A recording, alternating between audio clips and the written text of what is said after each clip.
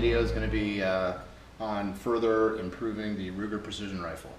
If you've read any of my articles on the overview of the weapon system itself, or the optics, or the ammunition, or the training, you probably recognize this rifle.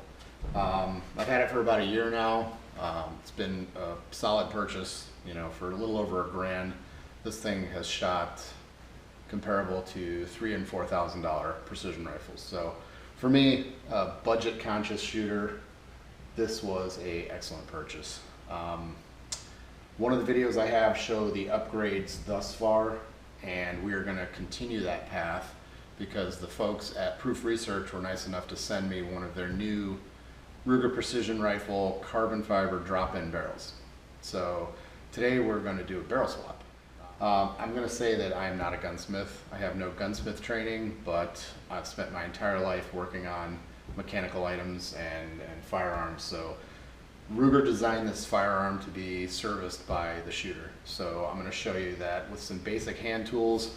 The only specialized tools you're going to need are an armorer's wrench, a torque wrench for tightening the barrel nut, and a barrel vise, as well as these go no-go gauges, which my Bob from Sportsmanship Training Center was nice enough to send me. Saved me $100 there. Those are about the only specialized tools you're going to need.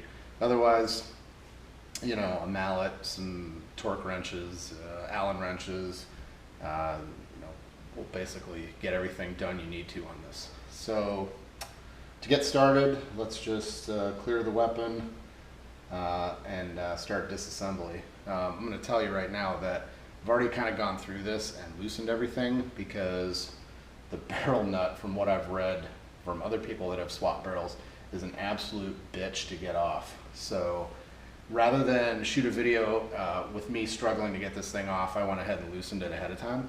I will tell you that it took a 3-foot galvanized breaker bar and a propane torch to get it off, but it did come off.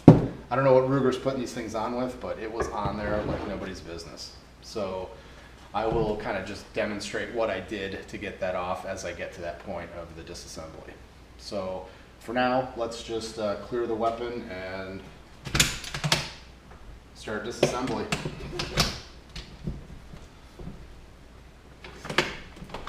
First thing we're going to do is remove the bolt. And the weapon is clear. We're going to remove the optic, which I already loosened.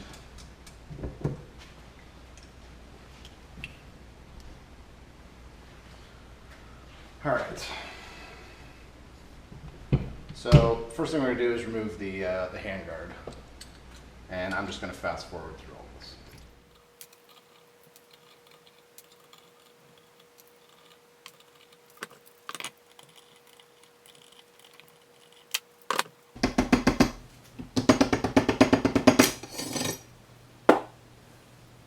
All right, now that we've got the handguard removed, we're going to loosen the nut for the handguard.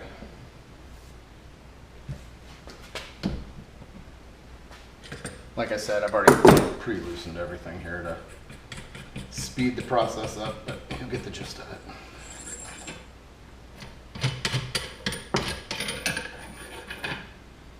All right, those parts removed. Next thing we're going to do is disassemble the lower receiver, which is just a couple of Allen bolts.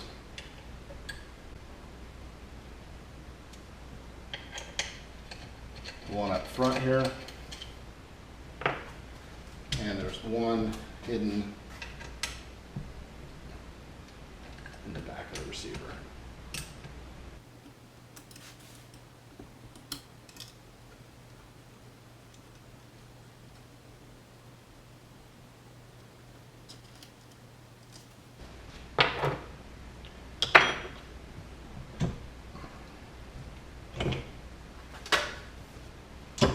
So the lower receiver is off, and now we're left with the upper receiver and the barrel.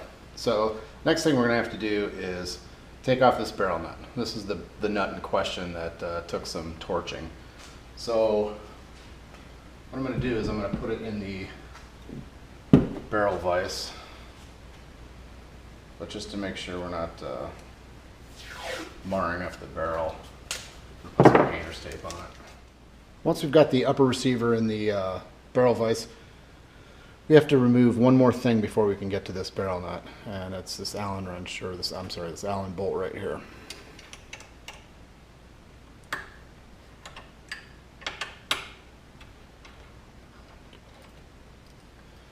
So these are the parts that come off there, and this is this retains the barrel nut. So this has to come off before we can take the barrel nut off. All right, now that we got that removed, we're going to remove the barrel nut, and this is where I had some difficulty. So I've got a Magpul armorer's wrench that we're just going to slide on the nut here, and we're going to loosen it. But before I do that, I'm going to show you what I needed. I used this breaker bar, which the Magpul tool accepts, which is kind of nice. It's got this half-inch drive right there. So that gave me some extra leverage, and it was not enough. So I took that 3-foot breaker bar and slid that over this handle, and that gave me the leverage I needed. But even before that, I torched it a little bit. So all I did was add a little bit of heat to the barrel nut. 3 or 4 seconds in about 2 locations, and then I was able to break it free. And once it broke free, it was good to go. So break the barrel nut free, loosen it, and then you can loosen the upper receiver from the barrel.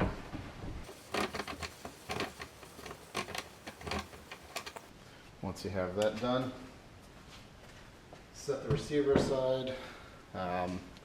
I noticed a bunch of, I don't know whether they put some type of Loctite or something on here, but the threads were pretty, almost a rusty look to them. We're gonna apply some anti-seize to the new barrel, so if we ever do swap this again, it'll come off a lot easier. So you're gonna need to retain this barrel nut for the new barrel. All right, with the steel barrel removed, we're going to get ready to install the carbon fiber barrel. I would like to talk about weight just for a second here. The steel barrel, measuring 24 inches, weighs 3 pounds 14 ounces. The carbon fiber barrel, which is a thing of beauty, same length, threaded end, tip the scales at 2 pounds 8.8 ounces. So the Ruger Precision Rifle is no lightweight, but it's not terribly heavy either. But this is a weight savings of 1 pound 5.2 ounces, so a little over 1.5 pounds. That is not going to hurt my feelings taking 1.5 pounds out of this rifle. So let's get this thing prepped and ready to install. Now that we got the new barrel in the barrel vise, I'm going to apply some Loctite anti-seize. So in the future, this will be easier to take off. And we're going to reuse that barrel nut.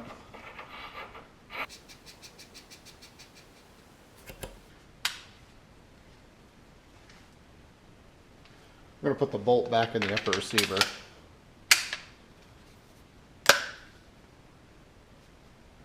And we're going to put the go gauge in.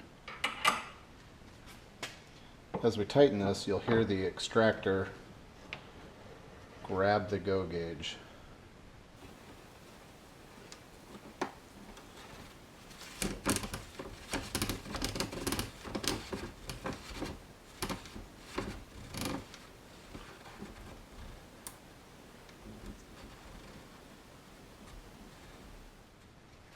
So the whole goal of the go-no-go gauges is to set the head space on this. So right now I've got the go gauge in my hand. I'm going to insert that, and I'm going to operate the bolt. The bolt is closing, but you want it to operate freely, and it was a little tight right there, so I'm going to loosen the upper receiver.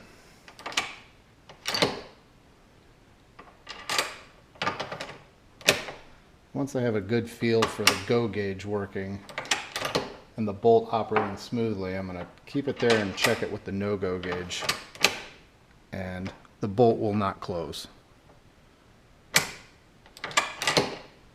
I'm going to put the go gauge back in, double check it. Can feel a little tight there.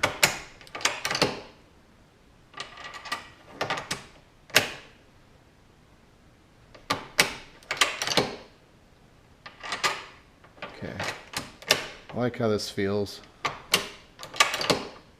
I'm going to kind of hand tighten the barrel nut here to keep the receiver from moving, because I think that's where I want to be.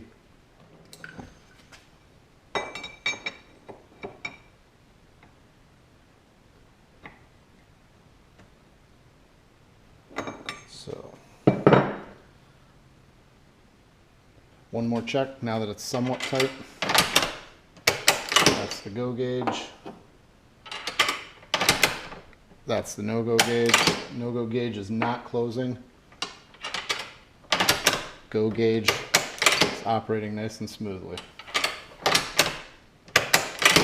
Alright, so with my torque wrench set at 60 foot-pounds and attached to the armorer's tool,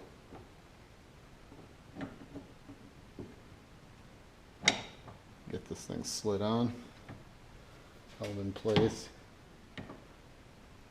and then torque down to 60 pounds.